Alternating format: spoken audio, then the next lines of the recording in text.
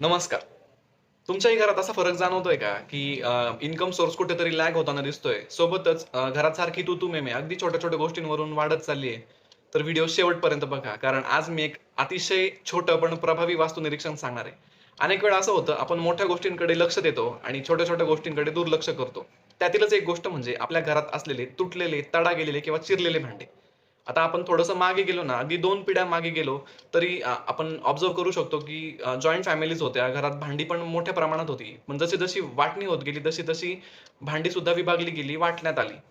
आता एक आपल्या घराचा छोटासा राउंड मारा आणि तुम्ही बघू शकाल, की कुठल्या ना कुठल्या कोपऱ्यात ना काही जुनी भांडी आपल्याला दिसतील.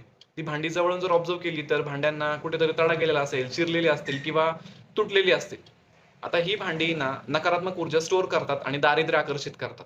त्यामुळे सोपा उपाय म्हणजे हे भांडे तुम्ही रिप्लेस करू शकता. हे भांडे दुकानदाराला परत द्या आणि त्याच्या बदल्यात आपण नवीन भांडे घ्या. हे थोडंसं डिक्लटर जर केलं ना, तर तुम्हाला याचा फरक नक्की जाणवू शकतो, की घरात ह्या ज्या समस्या आहेत, ह्या सॉर्ट आउट होण्यास मदत होईल.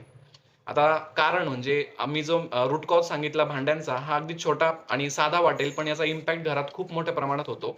सोबतच तुम्ही जो उपाय करणार आहात, म्हणजे जी रिप्लेसमेंट आपण करणार आहोत, ती देखील खूप साधी वाटेल, पण त्याचा पॉझिटिव्ह इम्पॅक्ट सुद्धा खूप मोठ्या प्रमाणात आपल्याला जाणवेल.